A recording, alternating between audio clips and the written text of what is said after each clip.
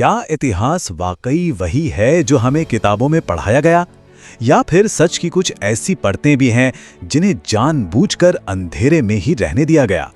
आप देख रहे हैं पास्ट स्पीकर, जहां इतिहास खुद अपनी कहानी सुनाता है। हजारों साल पुरानी हमारी ये सभ्यता, ये सिर्फ देवताओं, राजाओं और जंगों की कहानी नहीं है। नहीं, इसकी जड़ें इससे कहीं ज्यादा गहरी हैं।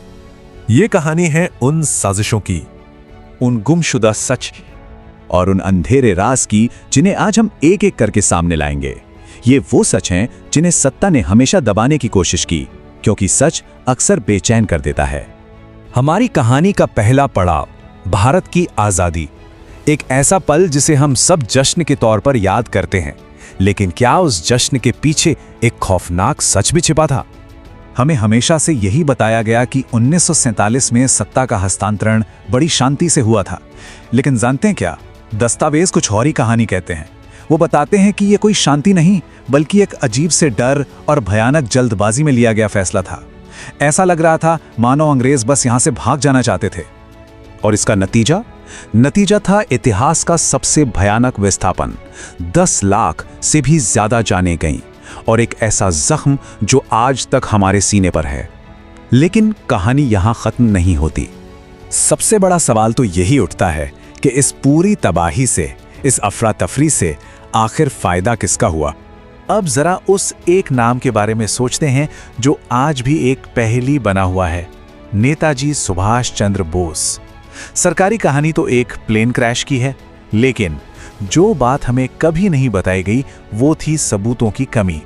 सोचिए, कोई शव नहीं मिला, कोई डीएनए सबूत नहीं, और तो और उनकी मौत से जुड़ी फाइलें दशकों तक सील क्यों रखी गईं? क्या सरकार वाकई कुछ छिपा रही थी? जरा एक पल के लिए सोचिए, अगर नेताजी उस दिन सच में लौट आते तो भारत की राजनीति का नक्शा कैसा होता? सत्ता किसके हाथ से फिसल जाती? रहस्यों का यह सिलसिला यही नहीं थमा।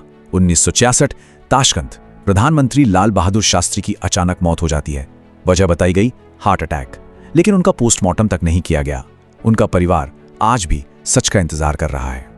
तो राजनीतिक गलियारों की साजिशों से निकलकर अब हम इतिहास की उन गहराइयों में उतरते हैं जहां सिर्फ कुछ राज नहीं, बल्कि पूरा का पूरा सच ही दफना दिया गया लगता है। सिंधु घाटी सभ्यता। सोचिए, एक ऐसी सिविलाइजेशन जो अपने वक्त से कहीं आगे थी। बेहतरीन शहर, मॉडर्न ड्रेनेज सिस्टम, और फिर अचानक सब खत्म।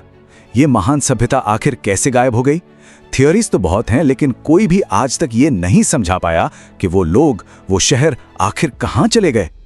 हमारे प्राचीन ग्रंथों में सर्जरी, एस्ट्रोनॉमी, यहां तक कि विमान शास्त्र तक का जिक्र मिलता है, लेकिन औपनिवेशिक शक्तियों ने हमें एक ही कहानी सुनाई, तुम पिछड़े थे, हम तुम्हें सभ्य बनाने आए हैं। तो सवाल यह है, क्या हमारा गौरवशाली ज्ञान, हमारा इतिहास हमसे जानबूझकर छुपाया गया ताकि हम पर हुकूमत करना आसान हो जाए? इतिहास इस बात का गवाह है कि जब जब सत्ता चुप रही है, देश ने उसकी भारी कीमत चुकाई है। 1962 में चीन के हाथों मिली हार उस चुप्पी का ही नतीजा थी जो हमने तिब्बत के मुद्दे पर साध ली थी, और 1975 का आपातकाल, जब लोकतंत्र की आवाज को ही खामोश कर दिया गया था। और अब हम पहुंचते हैं सबसे बड़े सवाल पर। इन सभी रहस्यों के पीछे, इस छिपे हुए इतिहास के पीछे आखिर है कौन? कौन है वो जो ये तय करता है कि हम क्या जानेंगे और क्या भूल जाएंगे? एक दावा है कि भारत के मंदिरों के पास इतनी दौलत है कि देश का सारा कर्ज चुकाया जा सकता है। लेकिन बड़ा सवाल यह है कि इस बेहिसाब दौलत पर असली कंट्रोल किसका है? क्या ये सब सिर्फ आस्था की बात है, या इसके पीछे भी ताकत और कंट्रोल का कोई बहुत बड़ा खेल चल रहा है? तो आखिर में सवाल एक ही बचता है, इतिहास लिखता कौन है? वो जो जीतता है, वो जो सत्ता में होता है। हारने वालों की कहानियां या तो मिटा दी जाती हैं या फिर पूरी तरह बदल दी जाती हैं। देखिए, इतिहास सिर्फ गुजरे हुए कल की कहानियां नहीं है, ये एक चेतावनी है, एक सबक। यह हमें याद दिलाता है कि सवाल पूछना कितना जरूरी है, क्योंकि जो कौम अपना असली सच भूल जाती है ना, वो किसी और को अपना भविष्य लिखने की इजाजत दे देती है। अगर ऐसे ही और छिपे हुए सच की गहराइयों तक पहुंचना चाहते हैं तो पास स्पीकर को सब्सक्राइब जरूर करें।